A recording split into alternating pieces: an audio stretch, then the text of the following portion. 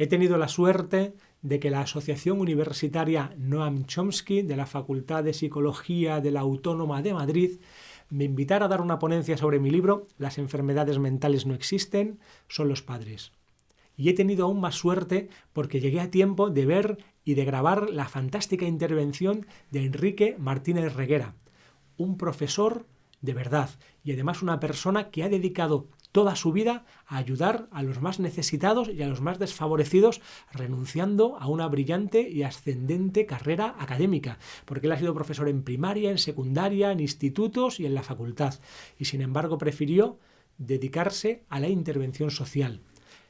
Nos va a contar cómo se ha ido dando el fenómeno de la delincuencia en España y cómo él lo ha ido viviendo en primera persona y cómo han ido viniendo diferentes oleadas de criminalidad cada vez más refinadas, más complejas y cada vez nuevas que se iban montando una sobre la anterior. Y lo más interesante de todo, y ya sabéis que yo no soy amigo de las teorías de la conspiración, Enrique nos va a dar a entender cuáles son las manos, los mecanismos o las intenciones institucionales y no institucionales que había detrás de este aumento de la criminalidad en España. Creo que es una charla interesantísima. Más aún porque Enrique ha alcanzado ya casi los 90 años, me parece, y es una oportunidad muy buena de escucharle cómo con perfecta lucidez va a ir desgranando los motivos sociales e individuales que él mismo, en primera persona, insisto, empíricamente, ha ido viendo en su práctica. Él llama a la charla intervención social, aunque yo he preferido titularlo, creo que estaréis de acuerdo conmigo si la escucháis entera, una verdadera historia viva de la delincuencia en España. Muy enriquecedor. Además, Enrique es una persona increíblemente amable y todo corazón. Os dejo con él, Enrique Martínez Reguera.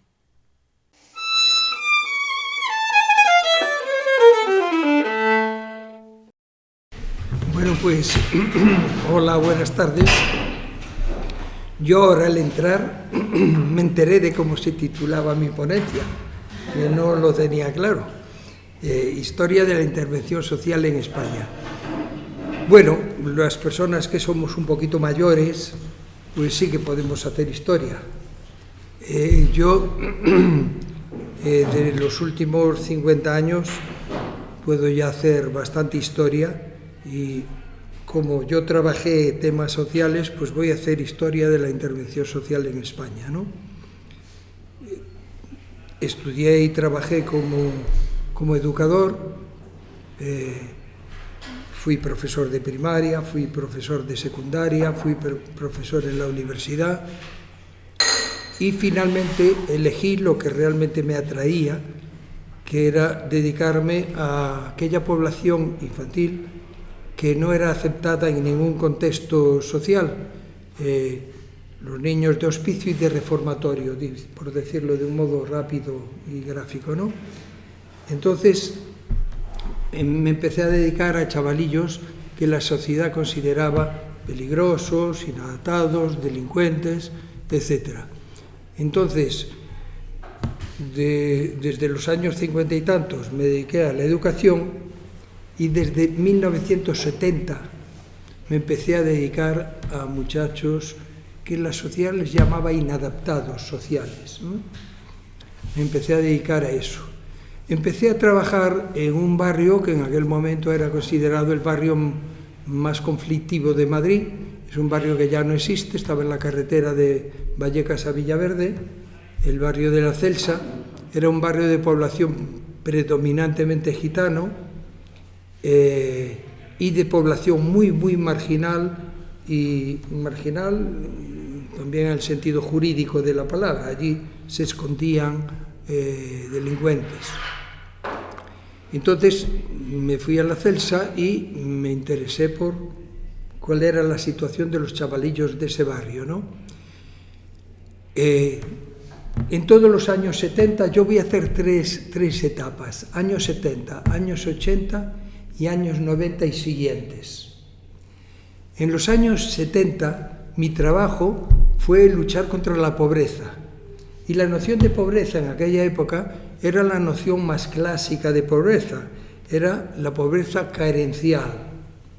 Era una población que vivía en chabolas que no tenía agua corriente, tenían que ir a 3 kilómetros a buscar agua para beber, que no tenían corriente eléctrica, conectaban clandestinamente de los cables de la carretera que iba de Vallecas a Villaverde, conectaban clandestinamente y bueno, pues iluminaban como podían. Era un barrio en situación muy difícil. Vivía fundamentalmente ese barrio, vivía del vertedero. A 3 kilómetros de ese barrio estaba otro barrio donde había un vertedero gigante y la población del barrio de Celsa iba al vertedero todos los días a recoger lo que se encontraba. En los vertederos de una ciudad grande como Madrid puedes encontrar de todo. Puedes encontrar joyas, puedes encontrar armas con delitos graves, armas sin delito. Puedes encontrar hasta un sagrario de una iglesia. Digo estas cosas porque son cosas que yo encontré con mucha frecuencia por allí. Entonces, la gente vivía del vertedero. También iban a buscar, sobre todo, alimentos deteriorados que se arrojan allí, o caducados que se arrojan, y la gente iba a buscar entre los alimentos caducados aquellos que podían ser aprovechables todavía, ¿no? Entonces la gente vivía lo que se llamó siempre la pobreza carencial. La pobreza carencial es idéntica en la época de los romanos, en la Edad Media o en el siglo XX. La pobreza carencial siempre fue lo mismo. La pobreza carencial tenía, dentro de lo que la pobreza es, tenía una ventaja, y es que era considerada por el resto de la sociedad o con indiferencia o con lástima. La pobreza carencial siempre suscitó o indiferencia o lástima. Si suscita indiferencia, pues eso, como la palabra indica, no se le hace caso, y si suscita lástima, suscita apoyo, algún apoyo de tipo económico, alguna ayuda de tipo bien. ¿Y qué hacían en esa época, años 70, los trabajadores y trabajadoras sociales como su trabajo? Su trabajo consistía en conocer a fondo estos barrios, entrar dentro de estos barrios, averiguar qué problemas tenían estos barrios, qué carencias había en estos barrios, y buscar recursos por su propia cuenta para llevarlos directamente para cubrir directamente las carencias. Es decir, una trabajadora, un trabajador social en esta época, entonces se le llamaba asistentas sociales, porque eran casi todas mujeres, asistentas sociales. Una asistenta social entraba en un barrio, trataba de ver cuáles eran las carencias más urgentes del barrio, siempre como una de las fundamentales era la carencia de recursos económicos. Entonces la trabajadora social buscaba por aquí y por allá, en lo público y en lo privado, detectaba recursos, los conseguía ella personalmente y los llevaba ella personalmente para atender las necesidades. Este era el trabajo de los años 70 de un trabajador, de una trabajadora social. Nosotros que vivíamos en la Celsa pensábamos que ya vivíamos en el culo del mundo, es decir, que más bajo no se podía caer. Vivíamos en una población absolutamente ignorada, absolutamente marginada y absolutamente estigmatizada como población delincuente y peligrosa. Pensábamos que más bajo no se podía caer. ¿Quién nos iba a decir que en los años 80 cambia absolutamente nuestra vida? Porque cambiaron una serie de circunstancias de carácter político que modificaron, ya digo, a fondo nuestra existencia. En los años 80 no fue en nada igual a los años 70. Voy a dar algunos rasgos o algunas características de esos años 80. En los años 80 se produce una transición política muy notoria, finales de los 70, principios de los 80, o sea, la época del presidente Suárez, finales de la época de Suárez y principios de la época de Felipe González. En esos años se habla de la reconducción industrial. España, por lo visto, no es rentable para competir con Europa. Se cierra la minería de León y Asturias porque no es rentable. Se cierra la pesca de Galicia porque no es competitiva. Se va cerrando toda la industria española, encaminado a convertirlo todo en un tipo de industria concreta, que era el turismo, convertir a España en capital turística de Europa y del mundo, ¿no? Entonces todo lo que no era turismo se empezó a cerrar, y todo lo que era turismo, grandes carreteras, grandes hoteles, grandes espacios en la costa, todo eso se empezó a cultivar. Nuestras carreteras se llenaron de puticlús, porque era uno de los elementos del turismo. Bien, entonces, al cerrarse casi toda la industria y casi toda la agricultura y casi toda ganadería y casi toda pesca en España, al cerrarse todo eso, de repente se produce un traslado de los trabajadores de esos medios al trabajo en la construcción y en las carreteras, y en los hoteles y en estas cosas, ¿no?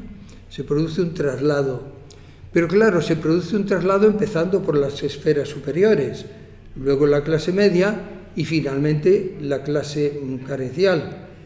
La Celsa, que ya éramos o nos considerábamos el culo del mundo, con el paro generalizado que se instauró, bueno, pues en la Celsa se perdió toda expectativa y toda esperanza de poder trabajar jamás en nada. Bien, en ese momento aparece un fenómeno, porque claro, si barrios como la Celsa empiezan a morir de hambre, eso desprestigia a España ante Europa. Había que conseguir que todos los barrios más miserables del país no murieran de hambre, al menos no murieran de hambre como espectáculo ante Europa. Y en ese momento aparece mágicamente, concretamente en el barrio de la Celsa, fue el primer barrio de España. De repente aparecen las drogas. Esto, yo creo que me han pedido que haga un trabajo sobre esto, creo que lo voy a hacer de aquí a unos meses, porque fue una cosa totalmente diseñada. Primero apareció el hachís masivamente. Hachís hasta entonces lo fumaban los marinos, y lo fumaban poquísima gente. A partir de ese momento se empieza a meter el hachís en barrios como la Celsa de un modo masivo. Y durante 2-3 meses tenemos una invasión del hachís. De repente desaparece el hachís. Una semana, después de 2-3 meses de consumo masivo, desaparece de repente el hachís. Por eso digo que estas cosas responden a decisiones políticas y a programas diseñados. No son cosas que ocurren por azar, ni por el mal, ni por el bien. Son programas políticos diseñados. De repente desapareció el hachís y apareció el pegamento. Y todos los chiquillos empezaron a comprar pegamento de zapateros para esnifar pegamento, como decían ellos, para olvidarse del mundo en que vivían, para soportar el mundo en que vivían. Y durante 2-3 meses se estuvo consumiendo pegamento a destajo en estos barrios. De repente desaparece, se prohíbe también la venta de pegamento a niños y a muchachos, y finalmente aparece aquello de lo que se trataba, aparece la heroína. En la Celsa no teníamos dinero para comprar repollos y hortalizas, no teníamos dinero, había que ir al vertedero a buscar repollos para poder cocinar algo. Es decir, el barrio más pobre de España, o entre los más pobres de España, estaba la Celsa. Bueno, pues de repente, no sabemos cómo, empiezan a venir de Andalucía, de Cataluña, de Asturias, a comprar heroína al barrio de la Celsa. Durante 2-3 semanas fue el barrio único en España. Después ya se generalizó a todo Vallecas y después ya se extendió a otros barrios, como en el barrio de las 1000 viviendas de Sevilla o como en barrios de otras ciudades. La cosa empezó en el barrio de Celsa, yo la viví en primera persona, por eso, vamos, los hechos, las opiniones son discutibles, pero los hechos ahí están para verificarlos y comprobarlos, ¿no? Bien, entonces de repente la Celsa se convierte en la capital de España del tráfico de heroína. Como yo tenía mi casa llena de chavalillos de la calle, entonces había muchos chavalillos como los que ahora hay en Brasil, niños que viven en la calle porque se alejaron de su familia desde muy pequeñitos y viven por sus medios, como pueden, robando o trabajando, haciendo lo que pueden en la calle. En los años 70 había bastantes chavalillos en España, de los barrios, viviendo en la calle. Entonces, yo convivía con estos chavalillos y como convivíamos de un modo fraternal y entrañable, yo tenía toda la noticia que tenían mis chavales sobre las drogas. A mis chavalillos se les ofrecía tantos gramos de heroína, 9 gramos los vendes y 1 lo utilizas o lo vendes en provecho propio. Así era el trato que se hacía con nuestros niños. 9 los vendes y 1 es tuyo. Si quieres lo consumes y si quieres lo vendes. Cuidado con consumirlo porque es muy peligroso, procura venderlo. Nuestros chavalillos empezaron a vender heroína y empezaron a hacerse ricos. En el barrio de Celsa, de repente, los gitanos del barrio de Celsa empezaron a tener Alfa Romeos, empezaron a tener todos los recursos que necesitaban para vivir muy bien y empezaron a comprar edificios y en fin. Bueno, a lo que iba. La pobreza carencial de repente fue acosada por un paro generalizado y de repente fue criminalizada mediante las drogas. Al mismo tiempo hubo otros procedimientos. Por ejemplo, el primer PSOE montó una gran campaña de criminalización de la infancia. Yo tengo un librito que os invito a que leáis, porque mucha gente me ha dicho que es un libro interesantísimo. Tengo un librito que se titula La calle es de todos, y en ese libro me limité a recoger noticias que los periódicos de toda España daban sobre los niños.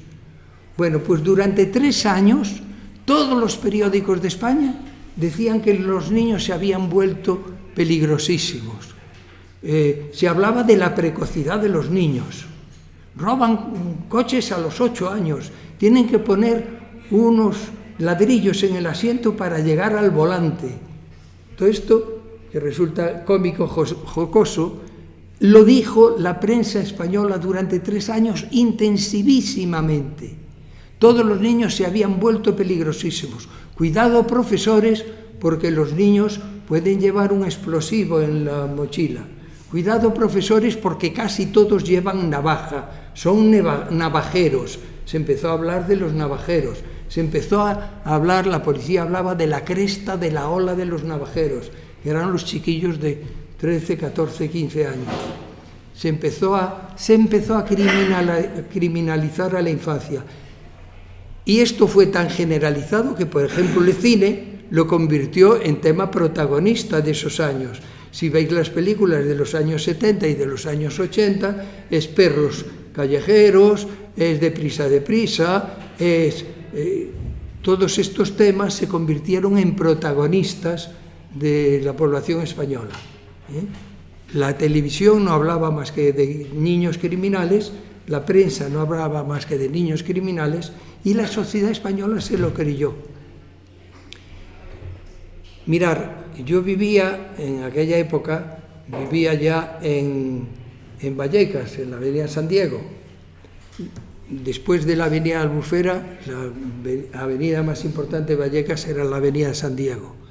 A la avenida San Diego en verano salía toda la gente a la calle porque no había quien aguantara en casas sin ninguna refrigeración, sin ninguna protección.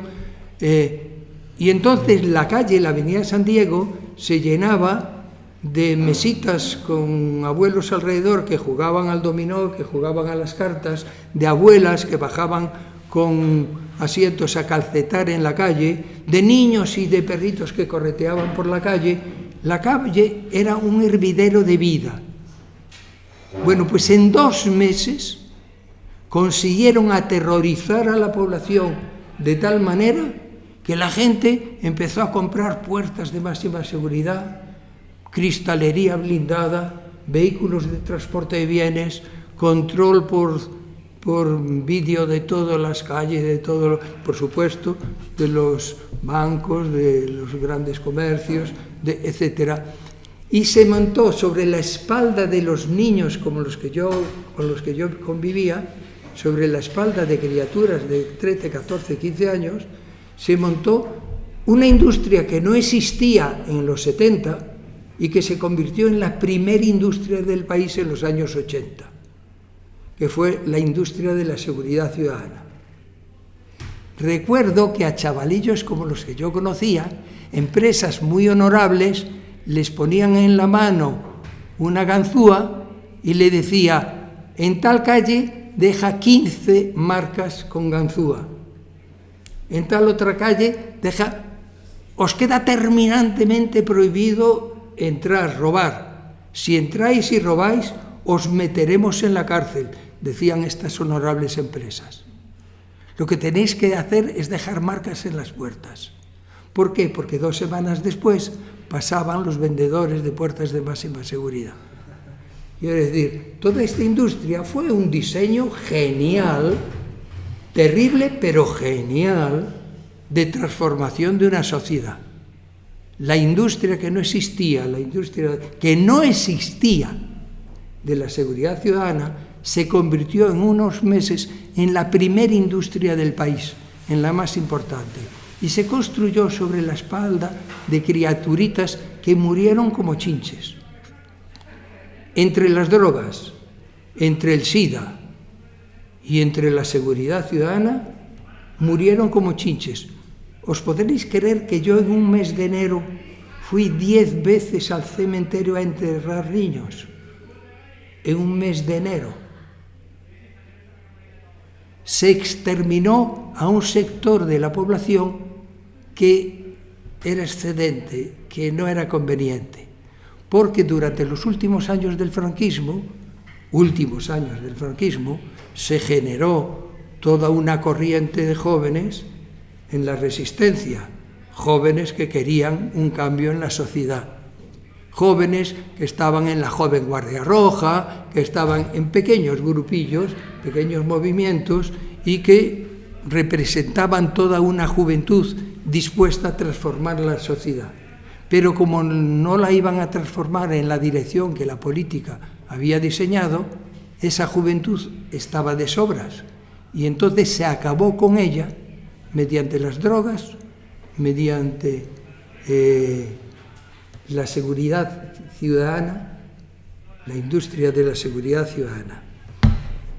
Bien, y los trabajadores y trabajadoras sociales, pues mirar, cambiaron de oficio sin saberlo, sin enterarse, porque hasta ese momento, en los años 70, como os dije, la trabajadora social averiguaba dónde había conflictos, problemas, recababa recursos y ella, con su buen criterio, los aplicaba a las necesidades. En los años 80, las trabajadoras sociales empezaron a preocuparse por el tema de las drogas, empezaron a preocuparse por el paro generalizado, por todas las cosas que acabo de describir, por la criminalización de la infancia, y empezaron a colaborar con el diseño del gobierno, para su trabajo, que era descubrir niños y jóvenes peligrosos y denunciarlos. Entonces las trabajadoras sociales se quedaron sin autonomía para hacer el trabajo como ellas lo entendían y se les empezó a asignar el trabajo de paralelo al de la policía. La trabajadora social podía entrar donde no podía entrar la policía,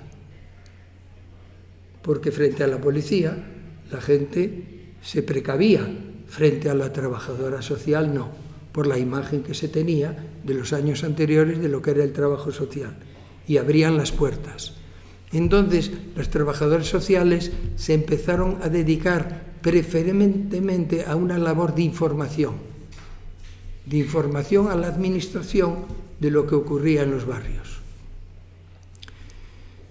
Con la criminalización de la infancia, claro, nuestro trabajo se convirtió en un trabajo mucho más duro. Lo que antes era pobreza carencial se convirtió en pobreza criminalizada. Como dije antes, la pobreza carencial suscita o indiferencia o lástima.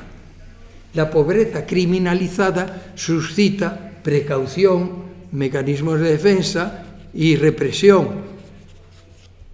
Suscita control policial, persecución judicial.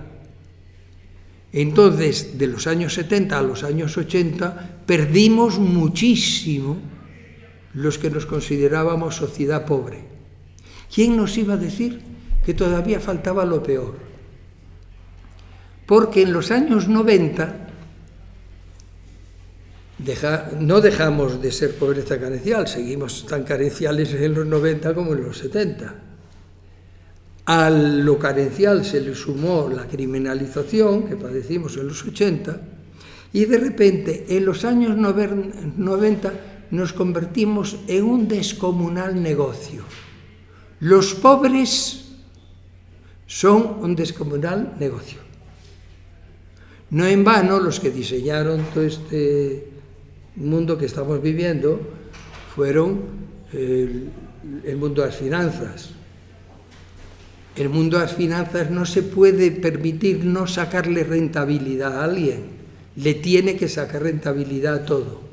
Bueno, pues el mundo de las finanzas concibió un procedimiento para que los pobres fueran muy rentables. ¿Y cómo lo hizo? Pues lo hizo por vía institucional, por ejemplo, interesando a las ONG, creando ONGs, que casi no existían, existía alguna unidad suelta y perdida por ahí, y de repente empezaron a fabricar ONGs como las setas en otoño, crecían en cualquier sitio, las ONGs que se preocuparon fundamentalmente en ese momento de los peligrosos, que eran los niños. Entonces se abrieron 300.000 ONGs interesadas por los niños. Primero eran ONGs, pero luego ya eran OSIGs, porque eran organizaciones absolutamente gubernamentales, al ser trabajando con el gobierno, con la policía y con los juzgados para el control de la población marginal. Se crearon fundaciones, se multiplicaron las fundaciones. Hay fundaciones para todo, para cuidar de los pobrecitos. 300.000 fundaciones. Hay empresas públicas y privadas, 300.000 que se crearon para esto. Por ejemplo, una multinacional que se dedicaba al reciclaje de basuras en Estados Unidos y en otros países, vino a España y empezó a trabajar en el reciclaje de basuras. Los gitanos, que eran quienes reciclaban las basuras de Madrid, dejaron de poder ir con sus carritos a recoger basuras porque una multinacional les suplantó con grandes vehículos, con grandes poderes, etcétera, ¿no? Entraron para reciclar basura. Pero inmediatamente se empezaron a reciclar niños. Y hoy esa industria de reciclaje de basura es una de las principales industrias de reciclaje de niños en España. ¿Me explico? Es decir, yo creo que lo voy a ir aclarando cada vez más progresivamente. Entonces, entran para reciclar basuras y de repente se convierten en empresas de atención a la infancia. Y de repente estas empresas se ofrecen a la Comunidad de Madrid, y en Valencia la de Valencia, y en la de Coruña la de La Coruña. Se ofrecen a las comunidades autónomas para reciclar la infancia española. Aquí tengo que hacer dos derivaciones muy importantes. No solo fue que se crearon empresas públicas y privadas en los años 90, no solo fue que se crearon ONGs infinitas en los años 90 y fundaciones infinitas, fue también que profesionalmente se multiplicaron las profesiones dedicadas a esto. Cuando yo estudié psicología, aquella psicología elemental y rudimentaria de comienzos que crearon el profesor Luis Pinillos y que creó Mariano Yela y tal en España, aquella psicología de repente se transforma en psicología clínica, psicología pedagógica, psicología social. Pero en sociología hay sociología pedagógica, sociología criminal, sociología... o sea, se multiplicaron las profesiones y de trabajo social hay 300.000 profesiones de trabajo social. Cuando yo empecé, creamos lo que llamábamos educadores de calle. Bueno, pues la Comunidad de Madrid inmediatamente creó escuelas y creó cosas y empezó a llenar a todos los barrios de centros de gente que trabaja en la educación de marginados, ¿no? Entonces, por una parte se institucionalizó creando grandes fundaciones, grandes empresas y muchas ONGs, y por otra parte se profesionalizó todo, dedicando infinitos profesionales a esto y desacreditando absolutamente a todo el voluntariado, que era quien realmente, las trabajadoras sociales y los voluntarios, eran quien estaban atendiendo todos los conflictos sociales de los barrios pobres en España. De repente empezaron a decir, es gente sin preparación, aquí hay que profesionalizar la labor, hay que hacerla competente, hay que hacerla digna. Yo recuerdo un señor que era farmacéutico y lo nombraron director general de infancia, me llamó un día.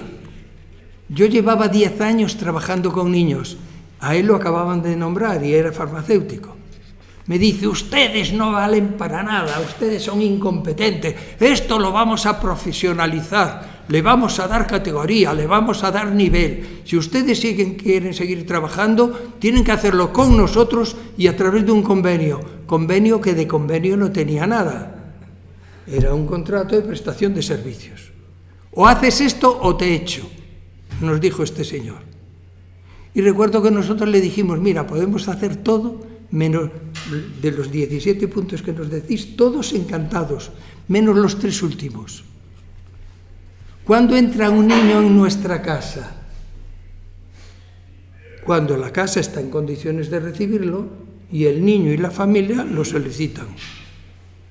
No, a partir de ahora los niños entran en casa cuando la comunidad autónoma lo decide.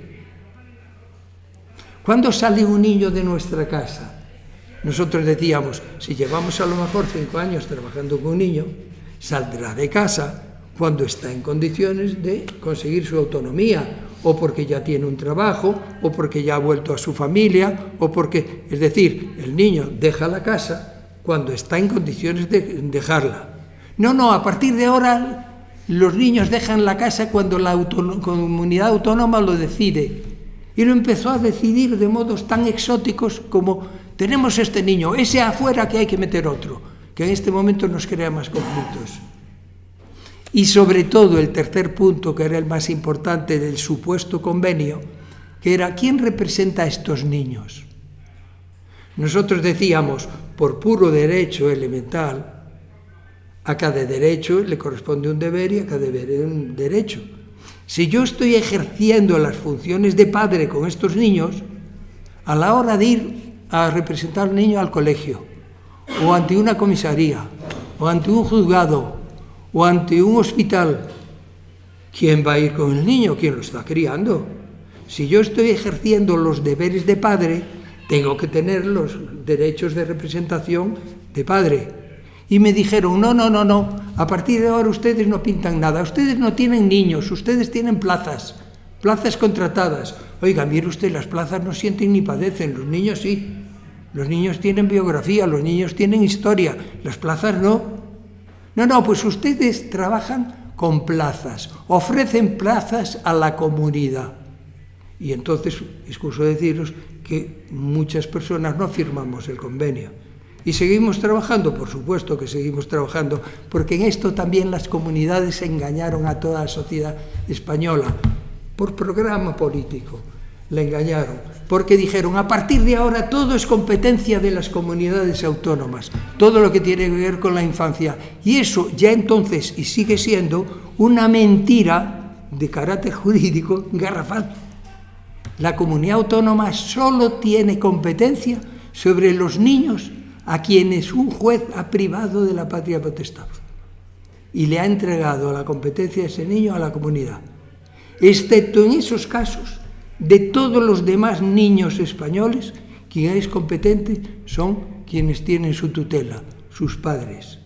Sean buenos o sean malos, son los únicos que tienen competencia sobre los hijos. Bien, total, que es a lo que quería apuntar sobre todo porque me parece lo más importante. Y los trabajadores y trabajadoras sociales, mirar, en este momento se ha convertido la profesión de trabajo social en algo tremendo. Os voy a contar una anécdota porque a veces las anécdotas explican más, los ejemplos explican más que 1000 palabras. A mí un juez me dijo, ¿puede atender a 2 niños de Parla? Y yo me fui a Parla a conocer a esta familia. Bueno, fue muy difícil conocer a la familia porque la familia no quería conocerme a mí ni a nadie que viniera de la autoridad.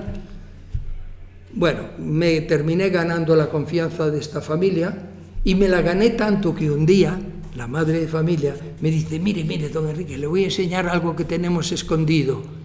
Y me llevó a la habitación de la abuela. Y en el armario de la abuela había una cuerda. Ellos vivían en un segundo piso. Digo yo, ¿y esta cuerda para qué? Y me dicen, para escapar. Y le digo yo ingenuamente, ¿tanto miedo le tenéis a la policía? No, don Enrique, es por si vienen las asistentes sociales. Esta es la realidad desnudita, porque las asistentes sociales en este momento es el brazo desarmado de la policía. Ojo, cuidado, no las estoy criticando. Conozco asistentes sociales que están haciendo virguerías, pero lo tienen que estar haciendo casi clandestinamente, ignorando los protocolos, ignorando las normas, interesándose sobre todo por el destinatario. Hoy hay un cuerpo de trabajadores sociales y trabajadores sociales extraordinario que está haciendo virguerías, pero lo tienen que estar haciendo casi clandestinamente, porque lo que le manda el sistema es informar a la administración, punto. Y el asistente social ya no tiene en su mano ningún recurso económico para ayudar a nadie. Se tienen que limitar a informar a la administración de los conflictos. ¿Para que la administración lo resuelva? No, para que la administración lo rentabilice. ¿Qué es lo que hace la administración? Porque hemos pasado de una sociedad de consumo, en la sociedad de consumo el que tiene gasta y el que no tiene se aguanta. Ya no vivimos desde los años 80 en una sociedad de consumo, ahora vivimos en una sociedad de consumidores y consumidos, donde unos consumen el tiempo, las expectativas, de futuro, las posibilidades de futuro de otros. ¿Me explico?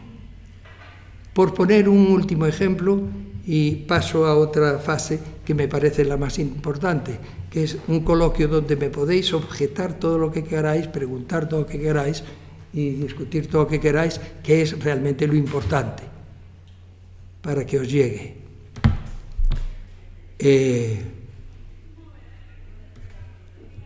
A ver, que creo que se me fue al santo al cielo. Iba a poner un ejemplo. De consumidores y consumidos. De consumidores y consumidos, sí. Mirad, yo a veces he ido a escuelas de trabajo social y he dado esta misma charla. Y les he dicho, mirad, la mayoría de los que estáis aquí, la mayoría, no todos, pero la mayoría de los que estáis aquí sois de clase media. De vosotros, la mitad de vosotros, cuando acabe el trabajo, no va a encontrar trabajo. Porque hoy es muy difícil que al acabar la carrera encontréis trabajo. Entonces la mitad de vosotros no va a encontrar trabajo y va a empezar a depender de sus papás, o van a tener que inventarse trabajos de lo más exótico y esclavo para poder sobrevivir. Entonces la mitad de vosotros vais a empezar a resbalar hacia la pobreza. La otra mitad de vosotros va a encontrar trabajo. Pero ¿sabéis en qué? En lo único que van a poder tener trabajo, que es para control. O sea, la mitad de vosotros va a controlar a la otra mitad de vosotros. Así está diseñada la sociedad en este momento. La mitad de vosotros vais a estar muy mal y vais a resbalar hacia la pobreza, y la otra mitad va a controlaros para evitar que os hagáis levantiscos. Bueno, como ya he dicho mis experiencias de mi trabajo social. Excuso decir que soy un sujeto, un individuo, una opinión, que no tengo en mi mano ningún dogma, que puedo estar equivocado en todas las cosas que os dije, pero me invitaron a contar mi experiencia y la he contado. A partir de este momento os agradecería que me acribillarais a objeciones o a preguntas. Yo para hablar de dos ámbitos...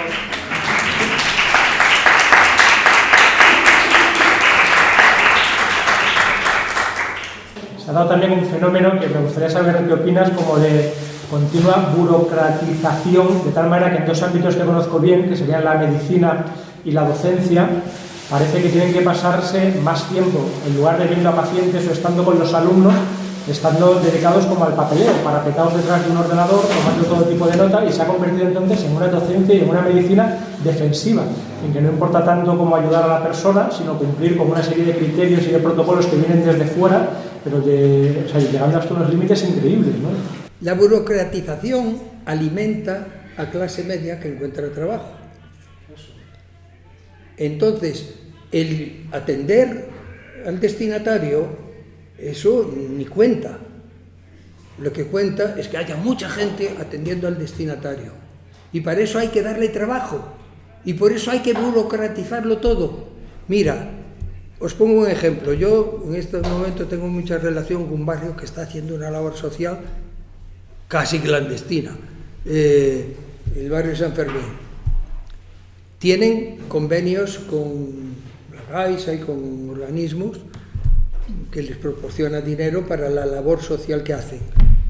El 80% del trabajo de esta gente en San Fermín, el 80% es cubrir documentos, es escribir papeles, es presentar documentos. Antes dedicaban en San Fermín, el grupo Alucinos dedicaba el 100% de su trabajo a la gente de la calle. Ahora el 80% de su trabajo, para que les dejen seguir trabajando, lo dedican a burocracia, a hacer informes, miles de informes que nunca nadie va a leer. ¿Me explico? Eso aquí, en España. Yo tengo un amigo, Demetrius Demetrio, que trabajaba y trabaja con niños de la calle en Recife, en una ciudad del nordeste de Brasil, en Recife. Yo, como llevo 35 años viajando a Brasil, pues tengo mucha vinculación con los niños de la calle de Recife, ¿no? Demetrius se tiró a la calle y empezó a atender niños. Cuando yo lo conocí a Demetrius tenía 19 años y en un sótano cuidaba de 42 niños de la calle. Claro, para mantener toda esta labor, el que te ayuden económicamente, pues es una tentación muy fuerte. Y entonces a Demetrius le empezaron a ayudar unas instituciones alemanas. En este momento, Demetrius dedica el 80% de su trabajo a burocracia en Alemania. El 80% de su trabajo. Es decir, todo esto es un diseño político perfecto. O sea, yo me descubro ante los financieros que diseñaron esto, porque es genial. Nos han robotizado a todos, nos han cosificado a todos, nos están vaciando a todos y nos han puesto a cubrir protocolos y a satisfacer protocolos. Y punto. Ahí empieza y acaba tu vida. Es lo que te permiten. Por eso, yo llevo, bueno, pues casi ya 35 o 40 años haciendo todo lo contrario. ¿Es posible? Claro que es posible. ¿Lo hago en solitario? ¿Qué va? Yo tengo vínculos con Murcia, con Valencia, con Cataluña, en Castellón recientemente, con Pamplona recientemente también, con Asturias, con Galicia, con Extremadura. Hay muchísima gente que está en absoluto desacuerdo con este sistema de esclavitud financiera. Muchísima gente en España. Lo que pasa es que están absolutamente invisibilizados. Estamos absolutamente invisibilizados.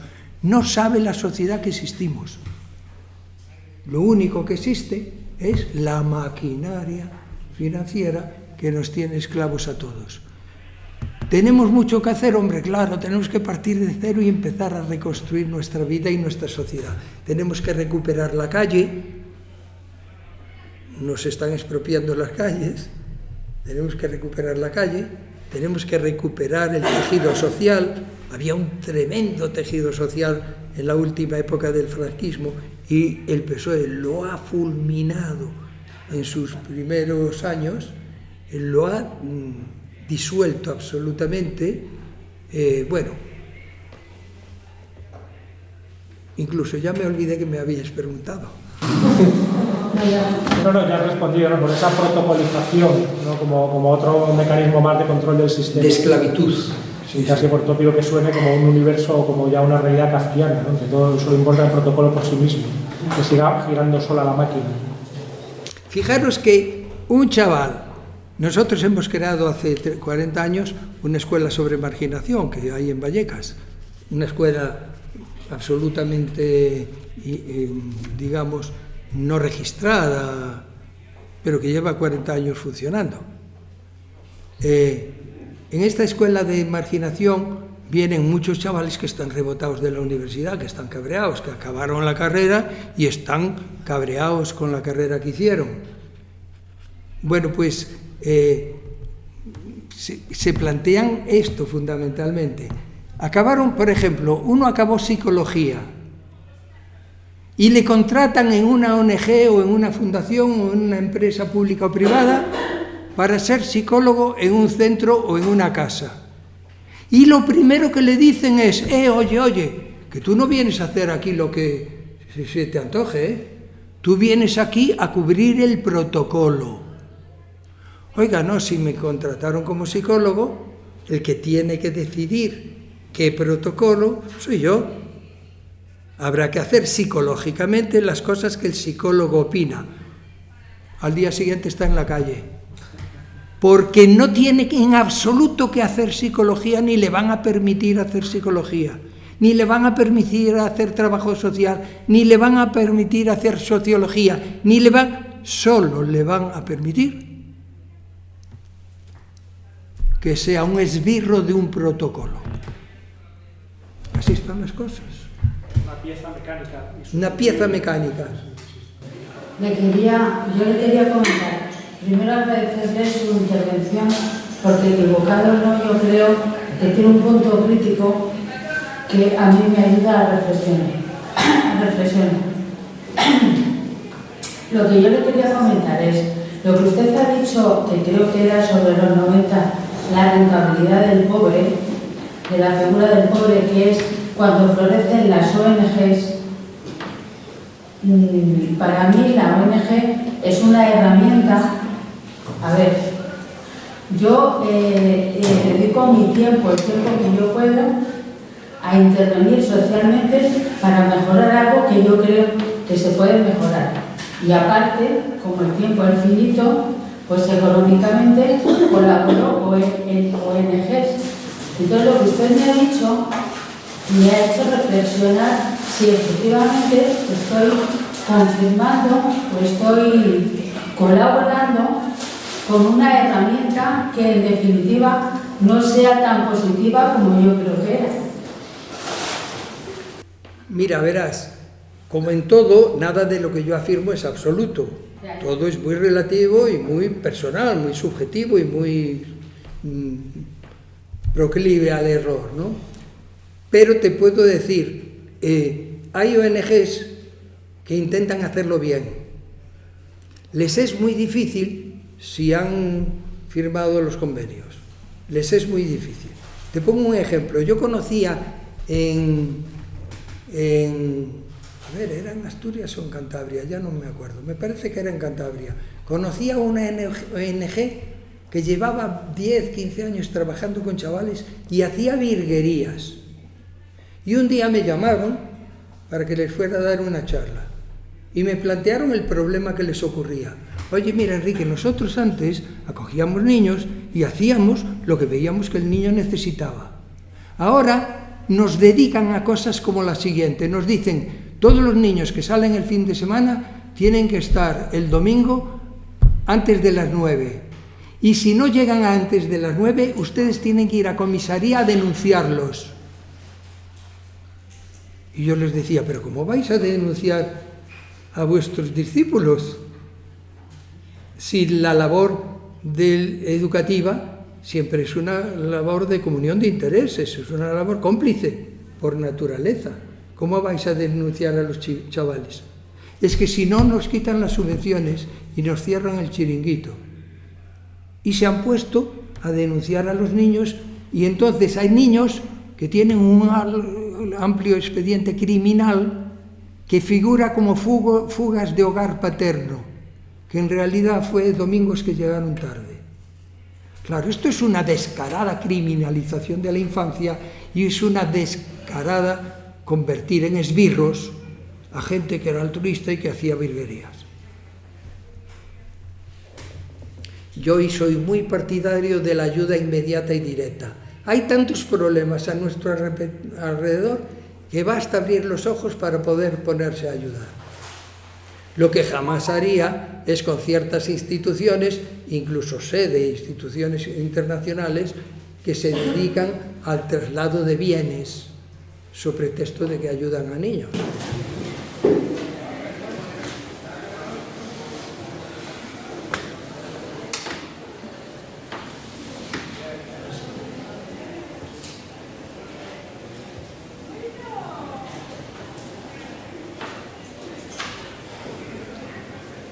Vamos, venga, atreveros, que estáis llenos de objeciones y de preguntas. Lo que pasa es que no os atrevéis. Gracias por atreverte. Yo quería preguntar, cuando ha comentado que hay un momento en el que no está previsto por parte de Europa que en España la gente se muera de hambre, y eso se paria, ¿cómo se paria directamente? Aparte de cómo lo dejes. Perdón, no es que no te entendiera, es que no sé si te oí bien. ¿Me dices? A ver, por favor, repíteme porque no te oí. Por parte de Europa, en los años 70, que España se muera de hambre. Claro. y eso se intenta paliar de alguna manera. ¿Cómo se hace? En las formas que he dicho, se intenta paliar el hambre creando ONGs, creando fundaciones, creando profesiones, creando que todos se dediquen al hambre. En el fondo, para controlar al hambre, para que no se vuelva levantisca, para controlar al hambre. Pero en el fondo tienen hambre, o sea, no se mueren de hambre. Pero tienen hambre, evidentemente. Claro, ¿cómo se llega a ese límite? ¿Cómo se sabe cuál es el límite? O sea, debe estar muy pensado, ¿no? Seguro que sí. Mira, no tiene que ver con la pregunta que me has hecho, pero hay un detalle que querría explicar, lo explico siempre y me parece muy importante. Una de las cosas que hicieron a partir de los años 80 fue crear una legislación especial para menores. Una legislación especial. Hasta los años 80, desde la Edad Media o antes, los niños eran como cualquier ciudadano, solo que se tenía en cuenta que eran niños. Y por consiguiente, por ejemplo, en el franquismo, si no habían cumplido los chavales 16 años, eran inimputables, no se les podía achacar un delito, ¿no? Bueno, en los años 80 también ya Suárez y luego el primero que lo empezó a hacer fue un ministro de Justicia, Landelino Alavilla, que era de Suárez.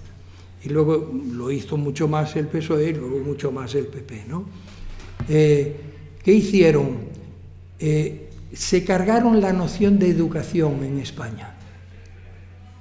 Esto comprendo que resulte chocante, pero quiero que me lo captéis bien. En los años 80 se cargaron la noción de educación en España. Mirad, hay dos disciplinas, las dos muy necesarias, pero que son distintas, opuestas y hasta incompatibles. Donde hay una, no puede haber la otra. Y donde hay la otra, no puede haber la una. Hay dos disciplinas necesarias, pero opuestas. Una disciplina es la pedagogía, la educación. Y otra disciplina es el derecho. Lo explico un poquito para que me entendáis lo que quiero decir. La esencia de la pedagogía, voy a dar dos rasgos que son esenciales a la pedagogía. La esencia de la pedagogía es que es íntima, interior. La pedagogía es interior. ¿Qué quiero decir yo cuando llamo a la pedagogía íntima? Una labor íntima. Pues quiero decir que los adultos intentan influir en sus chiquillos, hijos o alumnos, a través de un trasvase. El adulto intenta trasvasar lo mejor de ellos para los niños.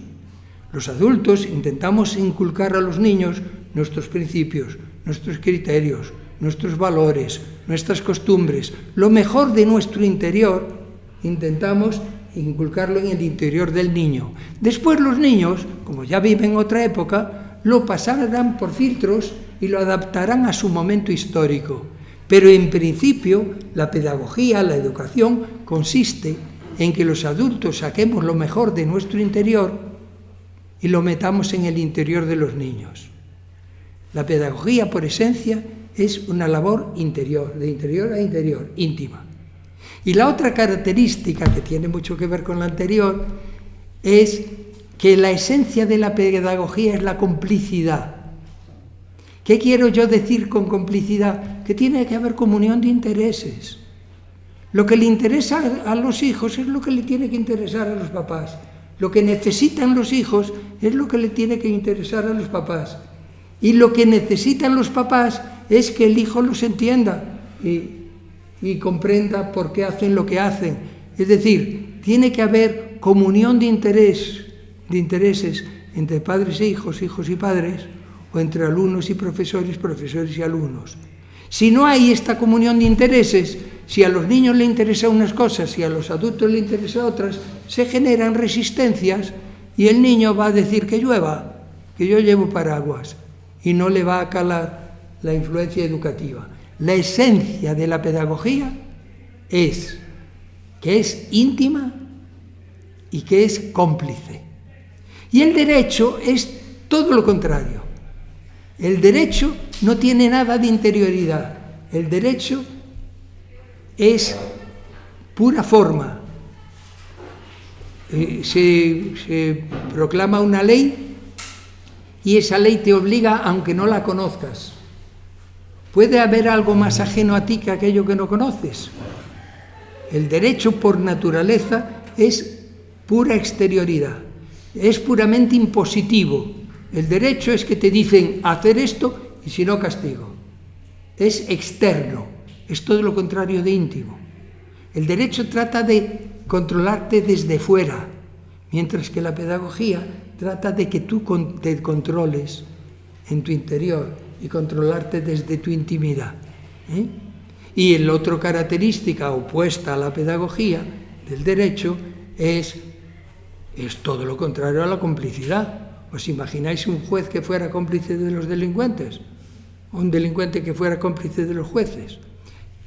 Entonces, la pedagogía es necesaria, el derecho es necesario, pero donde hay pedagogía no puede haber derecho. Y donde hay derecho no hay pedagogía. Bueno, pues en los años 90, ya en los años 80 lo empezaron a ensayar y lo proclamaron en los 90 y tantos.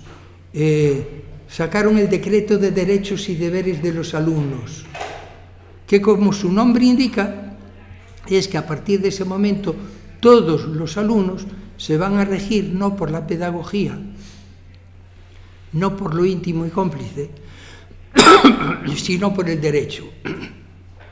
Y el decreto de derechos y deberes de los alumnos está calcado del derecho penal. Cambian las palabras para que no se note. El derecho penal habla de enjuiciamiento. El derecho penal habla de castigos. El decreto de derechos y deberes de los alumnos habla de procedimientos, habla de exploraciones, no habla de interrogatorios. Cambian las palabras, pero el decreto de derechos y deberes de los alumnos sustituye esencialmente todo lo que siempre fue educación, o sea, complicidad e intimidad, por derecho formal externo y tal. Y esto, los gobiernos sucesivos lo han llevado tan a que se han cansado los gobiernos de desacreditar a los educadores. Alumnos, fijaros los gilipollas que serán vuestros educadores, que si hay que aprender tráfico, traemos un policía de tráfico, porque ellos no saben enseñaros a cruzar la calle. Fijaros si serán gilipollas vuestros educadores, que si hay conflictos de droga en la puerta del colegio, tenemos que llamar a la Policía Nacional, porque ellos en las drogas no pintan nada. Fijaros si serán gilipollas vuestros educadores, que si hay violencia, bullying o cosas de este tipo dentro del colegio, tenemos que llamar a policías, porque vuestros educadores sobre vuestra violencia no tienen nada que decir. O sea, tenéis educadores gilipollas, porque lo que necesitáis ahora son policías y jueces. Se han cargado en los años 80-90 la educación en España y la han sustituido por el derecho penal. Se ve que el Ministerio de Educación y de Justicia, bajo las pautas de este autoritarismo financiero que padecemos, ya no cree en que la educación sirva y han decidido que lo único que sirve es el control extrínseco desde fuera y por la fuerza. Esto me parecía importante explicarlo porque a veces vivimos demasiado despistados sobre las cosas esenciales de nuestra vida. Sí.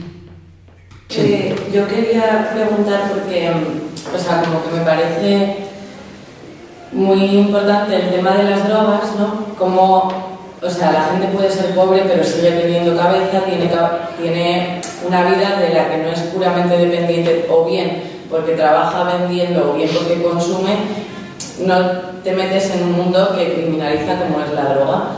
Y como que me surge la duda, porque siempre en muchas ocasiones es como apareció la droga, trajeron la droga, y yo realmente lo creo, no creo que saliera de repente a alguien se le ocurriera y se esparciera en lo que dices en un mes, en 2 meses hubiera tantísimo consumo, pero ¿de dónde? O sea, que no sé, que es algo como que he oído y que he meditado muchas veces, en plan, trajeron la droga porque se estudia o se planifica, pero ¿quién realmente es el...? Mira, hay multinacionales que trabajan la droga, como otras trabajan las armas o otras trabajan otras cosas, ¿no? Hay multinacionales que trabajan las drogas. En los años que yo me estaba interesando por estos chavalillos, años final de los 70, sobre todo principios de los 80, ¿no? Cuando empezó el consumo de drogas, a título de anécdota te puedo contar que de repente se instaló en el Paseo Castellana, en un edificio, una ONG que decía que venía a luchar contra las drogas.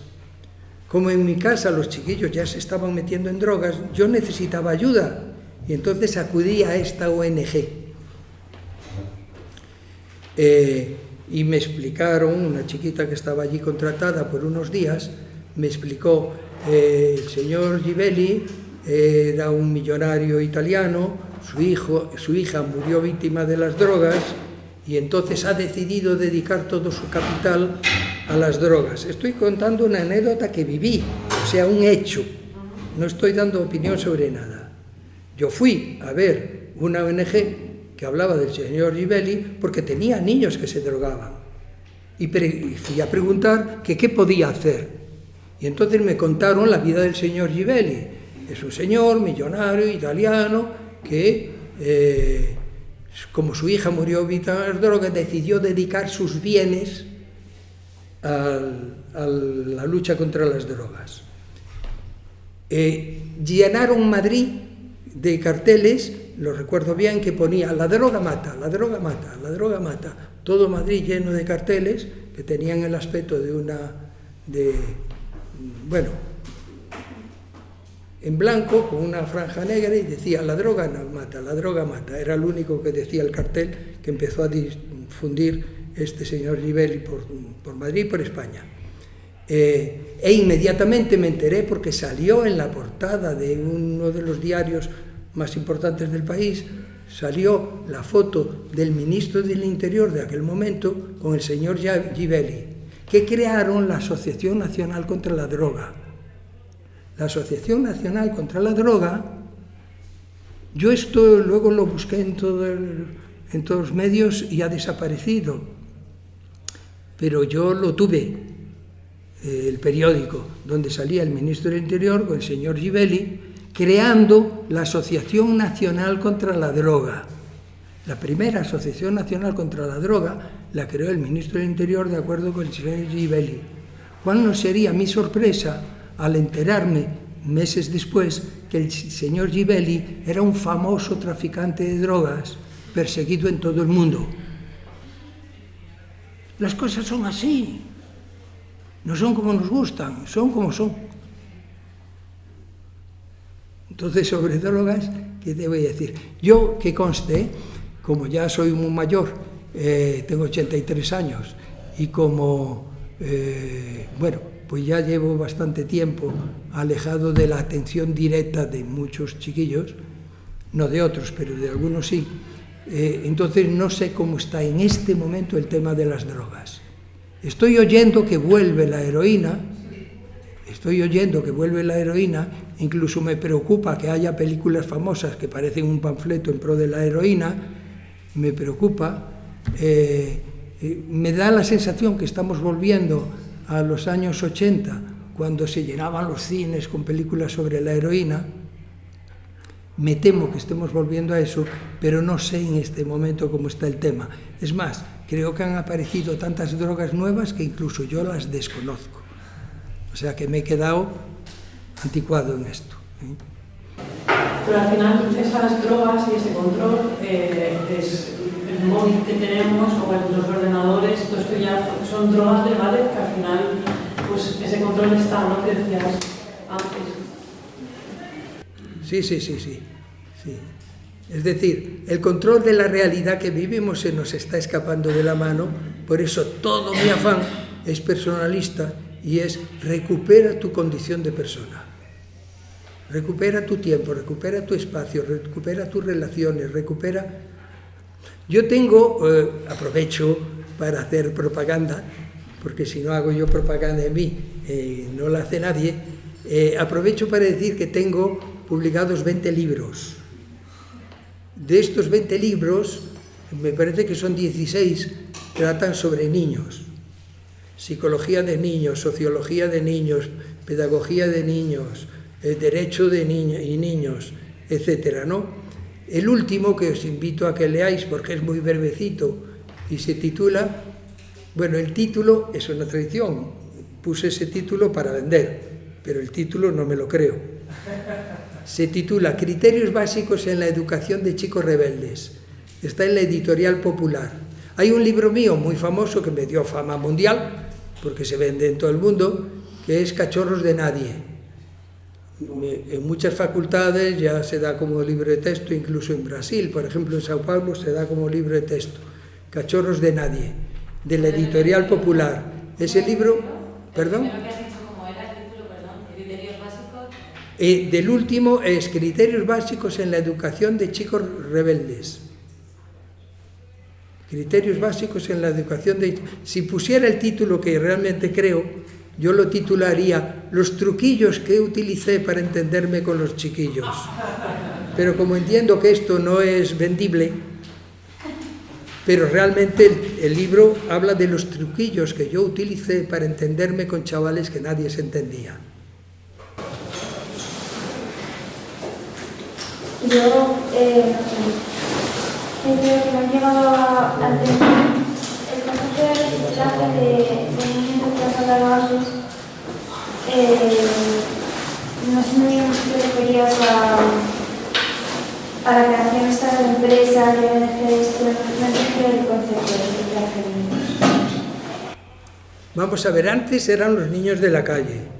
Ahora, eso que existía en abundancia, se diría que desapareció. Yo creo que se ha invisibilizado, pero bueno, se diría que desapareció.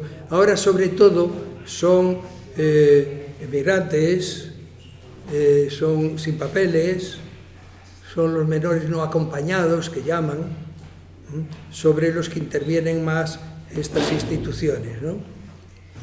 Y en general sobre niños que tienen conflictos en familia, niños carenciales, aunque no sean emigrantes ni sean sin papeles, ¿no? Entonces, ¿cómo lo recicla la administración?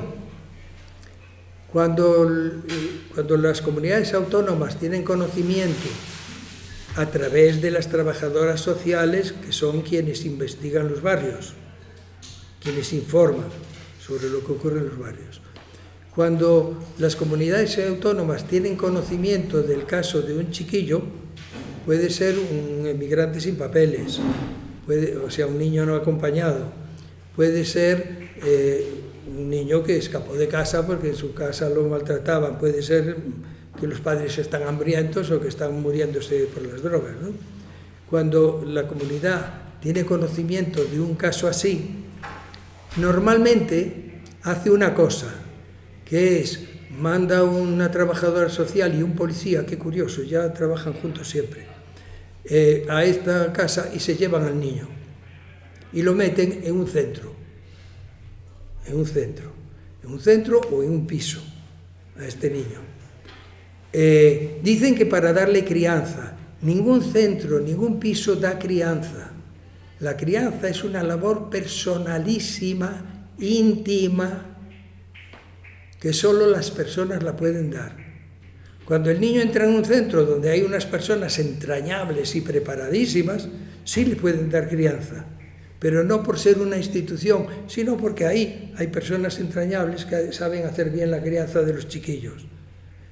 Si no, las instituciones no pueden dar crianza, las instituciones institucionalizan, jamás personalizan, jamás construyen personas. Entonces lo meten en el centro y bueno, la comunidad autónoma normalmente ya se olvida de ese chiquillo y ya no se vuelve a hacer seguimiento alguno. Puede ocurrir de todo, que el niño se escape, que pase meses viviendo en la calle, nadie va a mover nada. Estas cosas funcionan de un modo bastante caótico, ¿no? Por ejemplo, hay un centro que se ha hecho famoso últimamente, en los últimos meses, que es el centro de Hortaleza. Es un centro concebido para 35 chavalillos y hay 150 durmiendo en los pasillos. Si esto es dar buena crianza, si esto es intimar y construir personas, no, esto es una forma clandestina de prisión, de criminalización y de prisión. Son cárceles disfrazadas de lagarterana, pero cárceles.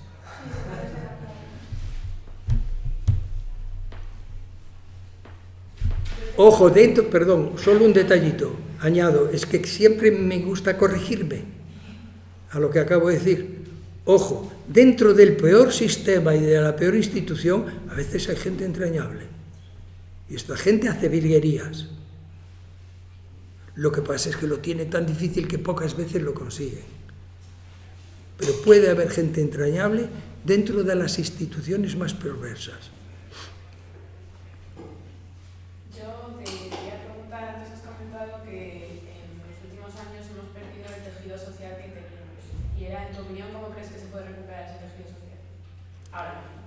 Las cosas no se recuperan por azar, se recuperan ejerciéndolas, haciéndolas.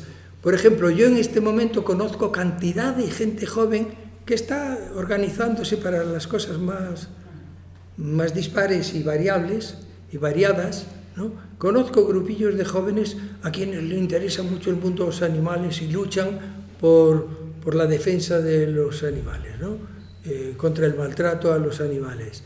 Bueno, esto tiene dos ventajas. Una, que seguramente le hará bien a los animales, y otra, por lo menos tan importante o más, es que le está haciendo bien a ellos, porque les está aglutinando en torno a intereses concretos y prácticos, y les está haciendo aprender cómo funciona la sociedad respecto al tema que tratan. Hoy hay gente que se reúne con infinitos temas, y en este sentido las mujeres en este momento están en un momento culminante, porque las mujeres se están uniendo en función de infinitos temas, y lo mejor es que se están uniendo, que están creando tejido social alternativo a lo que hay.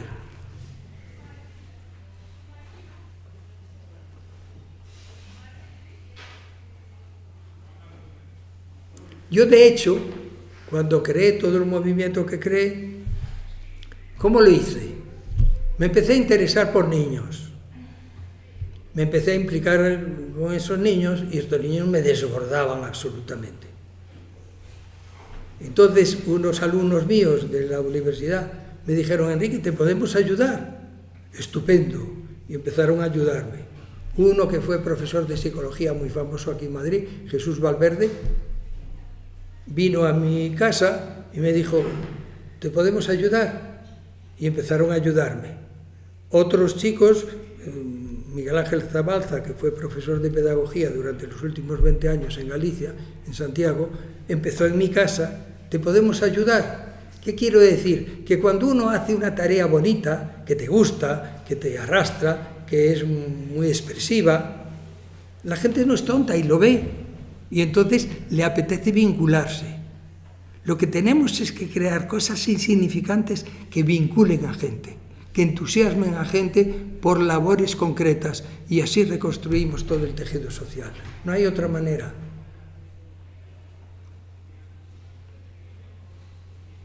Yo recuerdo que nos reuníamos todos los viernes, en teoría para cenar. En realidad era de 7 a 11 de la noche, para contarnos lo que nos estaba pasando con los niños. Pues a mí tal chaval me robó y no sé qué, pues a mí tal otro chaval tuve que ir a la comisaría, pues a mí no... Y de tanto contárnoslo unos a otros, no veáis lo que fuimos aprendiendo. Fuimos aprendiendo muchísimo, tanto que uno de los primeros que supe de derecho de menores fui yo. Hoy ya me olvidé de todo, pero fui de los primeros que conocí el derecho de menores a fondo. Y no lo aprendí con abogados, lo aprendí con personas que les pasaban cosas. Entonces, tienes que meterte en un tema que te interese, que te atraiga, tienes que implicarte, tienes que procurar no hacerlo en solitario y enfrentando problemas reales. Ese problema te va a enseñar 1000 cosas de la vida importantísimas. Sospecho que el silencio significa que me estoy pasando. Paso la palabra. Paso la palabra. Muy bien.